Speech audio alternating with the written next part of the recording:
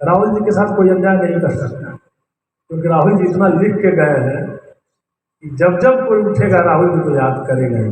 अन्याय का सवाल इसलिए नहीं पैदा होता कि उनका आयाम इतना विस्तृत है, उनका फलक इतना विस्तृत है।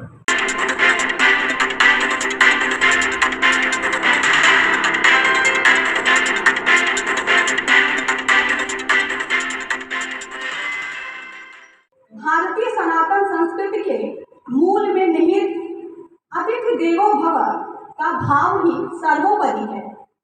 जब साक्षात गोविंद और गुरु दोनों एक ही मंच पर एक ही साथ विराजमान हो तो उस सुखद पल का वर्णन शायद माँ शारदा ही कर सकती हैं। लेकिन हमें बचपन से ही पढ़ाया गया है, गुरु गोविंद दोनों खड़े काके लागू पांव बलिहारी गुरु आपने गोविंद दियो बताए। विद्वानों के सरजमी पर स्थापित महाराजा सुहेल देव राज्य विश्वविद्यालय आजमगढ़ के माननीय विद्वान कुल सचिव सर्वेश पांडे जी को मैं आमंत्रित करना चाहूंगी। सर आए और अपने विचारों को व्यक्त करें। आदरणीय सर।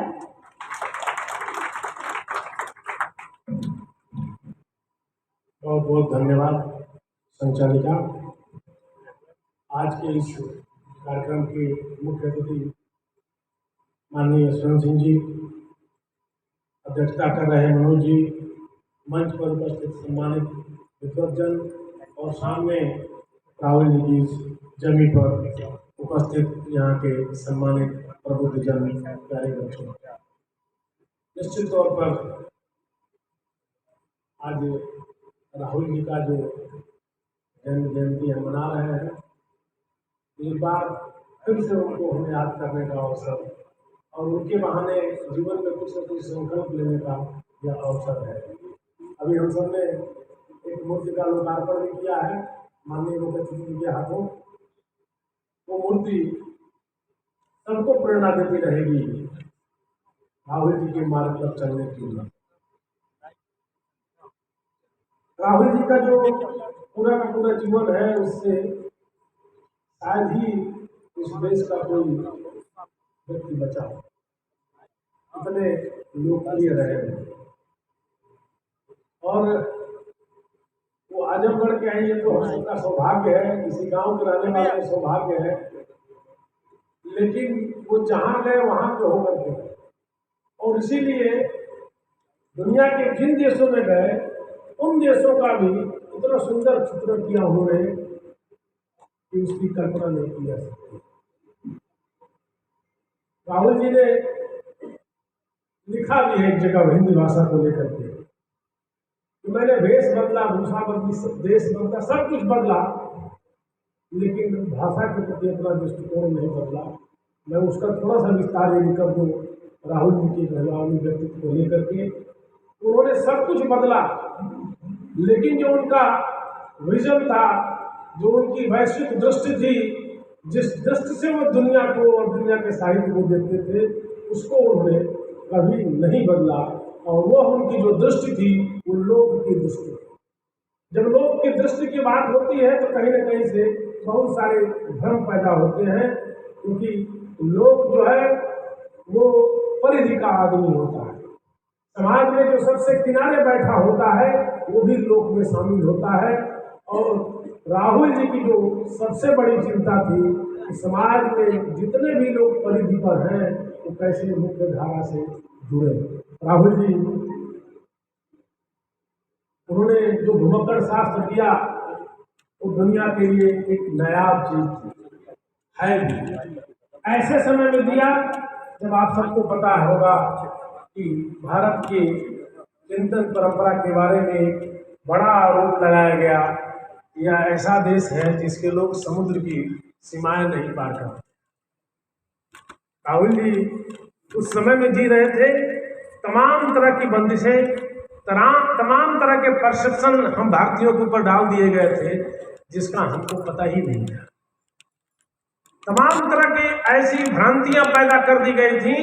राहुल जी ने उन सारी भ्रांतियों को तोड़ा, और जब भ्रांतियों को तोड़ा तो उसमें आप सब जानते हैं कि तमाम तरह के विचार और तमाम तरह की विचारधाराएं समाज में चलती रहती हैं। व्यक्ति जब चलता है तो उन धाराओं से अपने को जोड़ता है, क्योंकि उसको अपना लक्ष्य प्राप्त करना होता है। उसकी जो अपनी विजन होता है, जो दृष्टि होती है, उस दृष्टि को प्राप्त करना होता है। राहुल जी के सामने जब जब उनकी वैश्विक दृष्टि, जो उनके ग्लोबल व्यू था, विजन था, एक सिरे से उसको खारिज किया और अपने बनाए हुए पथ पर चले। आप सब जानते होंगे राहुल जी लास्ट में बौद्ध धर्म अपना लिए। ऐतिहासिक घटना के रूप में यदि सिर्फ आप इसको देखें तो बात समझ में नहीं आएगी। पूरी दुनिया भारत की तरफ देख रही है तो शायद वो दृष्टि आज के व्यक्ति को समझ में आएगी। भारत की जो मूल चिंता है, जो मूल दृष्टि है, वो आध्यात्मिक दृष्टि। विज्ञान भी इसको स्वीकार कर रहा है, क्वांटम फिजिक्स जो है उसको स्वीकार कर रहा है। द टाउ ऑफ फिजिक्स में इस बात का सीधा उल्लेख है कि जो नैनो लेवल की टेक्नोलॉजी है, जो नैनो लेवल का साइंस है, वो अध्यात्म को स्वीकार कर रहा है। राहुल जी की जो मूल चेतना थी वो आध्यात्मिक थी, और इसीलिए दुनिया के सारे भौतिकतावाद को देखते हुए भी आखिर में यदि उन्होंने जगह बनाई तो उनको लगा कि बौद्धिज्म ही उनका पाथेय होगा। क्यों? क्योंकि तमाम तरह की बंदिशें, तमाम तरह की रूढ़ियाँ और तमाम तरह के आरोपण हमारे समाज पर हो चुके थे, और जिसमें कहीं न कहीं से हम भी भ्रमित थे। हम भी वैसे ही भ्रमित थे जैसे कालिदास के बारे में कहा जाता है कि जिस डाल पर बैठे थे उसी को काट रहे थे। हम सब भी आज भी कहीं न कहीं कुछ क्षेत्रों में भ्रमित हैं। राहुल जी तो जैसे चर्चा कर रहे थे, राहुल जी के साथ अन्याय की बात हो रही थी। राहुल जी के साथ कोई अन्याय नहीं कर सकता, क्योंकि राहुल जी इतना लिख के गए हैं कि जब जब कोई उठेगा राहुल जी को याद करेगा ही। अन्याय का सवाल इसलिए नहीं पैदा होता कि उनका आयाम इतना विस्तृत है, उनका फलक इतना विस्तृत है। मैं वीर का में पुस्तक खोज रहा था उनकी, आपको आश्चर्य होगा, खोजते खोजते मैं शिमला की लाइब्रेरी में देखा, दिल्ली विश्वविद्यालय का विद्यार्थी होने के नाते दिल्ली की लाइब्रेरी में खोजा, जेएनयू की लाइब्रेरी में खोजा, तमाम विश्वविद्यालय में खोजा, नहीं मिला। मुझे लगा कि ऐसी दुर्लभ पुस्तक है और इसका मिलना जरूरी है। लेकिन जब मैं संसद भवन के पुस्तकालय में गया और किसी और काम से गया हुआ था, पुस्तकालय में बैठा तो मैंने कहा यहाँ भी एक बार देख लूँ, तो वहाँ वो पुस्तक उपलब्ध रही और वहाँ से मैंने तुरंत फोटो स्टेट करा करके उस पुस्तक को अपने पास सुरक्षित कर लिया। राहुल जी ने जो लिखा उसकी उनकी जो एक वैज्ञानिक तर्क पद्धति थी, उसके कारण से राहुल जी को कोई इग्नोर नहीं कर सकता है। हाँ, निर्माण जो सभ्यता के मापदंड है उस पर हो सकता है, निर्माण भी बहुत हुआ। जैसे जब बहुत कोई क्रांतिकारी होता है तो अपने आप को कबीर से तुलना करने लगता है, वैसे ही जब कोई बौद्धिक होता है जो दुनिया को देखने की दृष्टि की पड़ताल करता है तो राहुल जी से उसकी अनायास ही भेंट हो जाती है। राहुल जी की दृष्टि बहुत साफ थी। राहुल जी भोजपुरी को लेकर बहुत सजग थे। भोजपुरी में उन्होंने लिखा और भाषा का जो बड़ा संघर्ष था उनके समय में, बहुत बड़ा संघर्ष था भाषा को लेकर के। सैकड़ों वर्षों का एक इतिहास संस्कार, राहुल जी की एक बहुत साफ दृष्टि थी। राहुल जी ने आज से जो 100 साल पहले का जो समय था, उस समय जो बातें कही थी, आज उन चीजों को लोग प्रमाणित करते चले जा रहे हैं। राहुल जी हिंदी के पक्षधर थे। हिंदी कौन सी?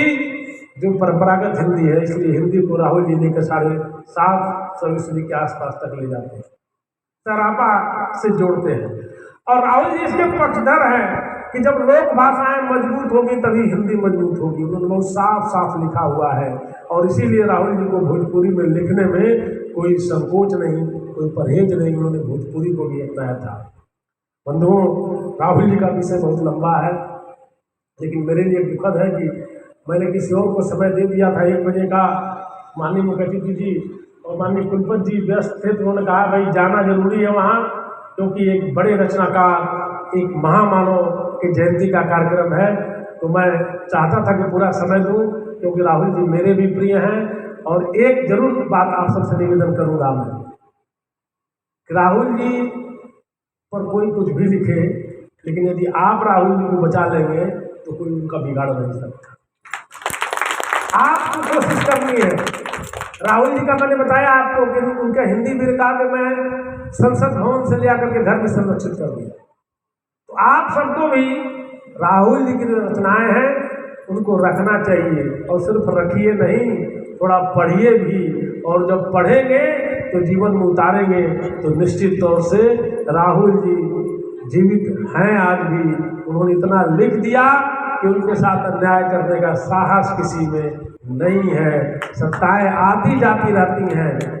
आप लोग सोच सकते हैं कि राहुल जी को क्यों नहीं महत्व मिला, क्योंकि राहुल जी सत्ता की गोद में बैठने वाले व्यक्ति नहीं थे, सत्ता से टकराते थे, और लंबे समय तक जिनका शासन रहा उनके यहाँ उनको इसीलिए जगह नहीं मिली। लेकिन जो लोक में जिंदा रहता है, जो लोक के हृदय में वास करता है, उसको कोई नहीं उसके साथ अन्याय कर सकता है। एक बड़े विद्वान है प्रोफेसर विश्वनाथ तिवारी जी, वो कहते हैं कि पढ़े लिखे लोगों की जबान को भाषा तोड़ देती है। यदि पढ़ा लिखा आदमी है तो अंग्रेजी बोलेगा, फ्रेंच बोलेगा और तमाम तरह से मुंह बनाएगा, लेकिन कहते हैं कि जो आम आदमी की जबान है वो भाषा को तोड़ देती है। और इसलिए आप देखेंगे डॉक्टर है, लेकिन जब आम आदमी बोलेगा तो दफ्तर तक ले जाएगा, तोड़ करके रख देगा और अपने एक प्रवाह बनाता है। तो लोग के हृदय में राहुल जी हैं, और लोग के हृदय में जो बसा हुआ है उसके साथ कोई अन्याय नहीं कर सकता। जय हिंद, जय भारत, जय श्री देश। बहुत बहुत धन्यवाद।